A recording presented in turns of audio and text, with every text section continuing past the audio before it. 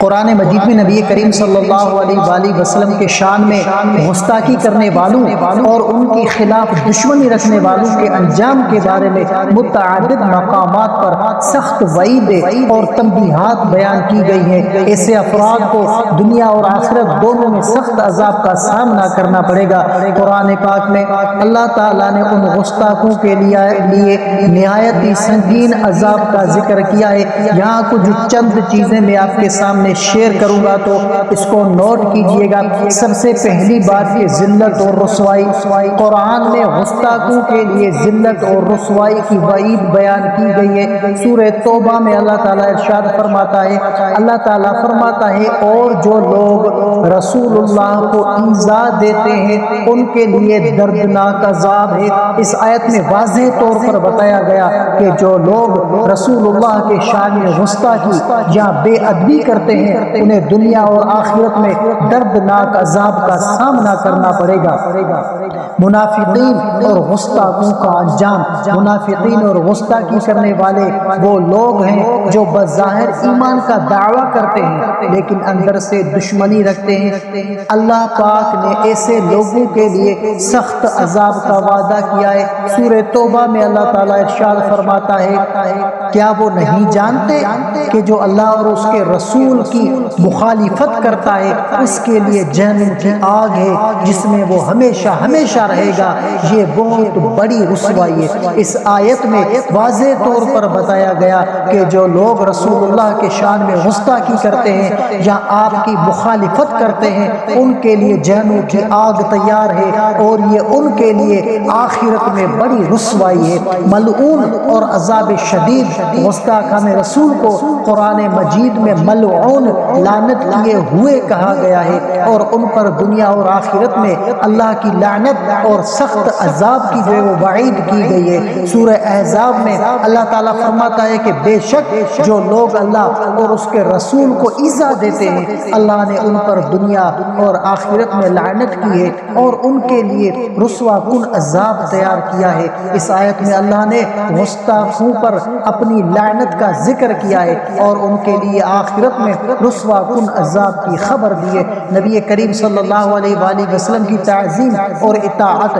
قرآن مجید میں کئی مقامات پر اللہ تعالیٰ مسلمانوں کو نبی کریم صلی اللہ علیہ وآلہ وسلم کی تعظیم توقیر کرنے کا حکم دیا ہے اور ان کی نافرمانی اور گستاخی سے بچنے کی سخت تاکید کی گئی ہے۔ سورہ حجرات میں فرمایا گیا کہ ایمان والو اپنی آوازوں کو نبی کے آواز سے بلند نہ کرو اور نہ ان کے ساتھ اونچی آواز میں بات کرو جیسے تم آپس میں ایک دوسرے کے ساتھ بات کرتے ہو، کہیں ایسا نہ ہو کہ تمہارے اعمال ضائع ہو جائیں اور تمہیں خبر بھی نہ ہو۔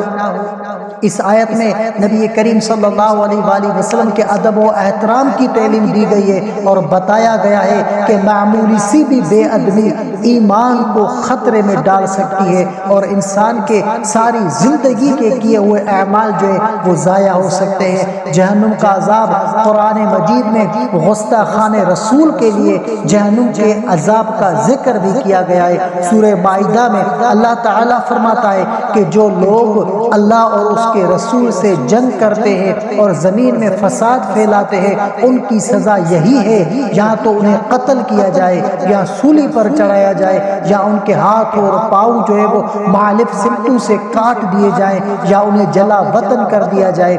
یہ ان کے لیے دنیا میں رسوائی ہے اور آخرت میں ان کے لیے بڑا عذاب ہے۔ اس آیت میں ان لوگوں کی سزا بیان کی گئی ہے جو رسول اللہ کے خلاف جنگ اور گستاخی کرتے ہیں اور ان کے لیے دنیا میں بھی سخت عذاب سخت سزا ہے اور آخرت میں بھی ان کے لیے عذاب عظیم کی جو ہے وہ وعید ہے۔ منافقین اور کافروں کا انجام اللہ تعالیٰ فرماتا ہے سورہ احزاب میں اگر منافق اور وہ لوگ جن کے دلوں میں بیماری ہے اور مدینہ میں جھوٹی افواہ پھیلانے والے باز نہ آئے تو ہم آپ کو ان پر مسلط کر دیں گے، پھر وہ مدینہ میں تھوڑی مدت کے سوا تمہارے پڑوسی نہ رہ سکیں گے، یہ ملعون ہوں گے، جہاں کہیں ملیں گے پکڑے جائیں گے اور قتل کر دیے جائیں گے۔ اس آیت میں اللہ تعالیٰ نے نبی کریم صلی اللہ علیہ وآلہ وسلم کی شان میں گستاخی کرنے والوں کو لعنتی قرار دیا ہے اور ان کے لیے سخت جو وہ انجام کی تنبیہ کی گئی ہے۔ قرآن مجید میں نبی کریم صلی اللہ علیہ وآلہ وسلم کے شان میں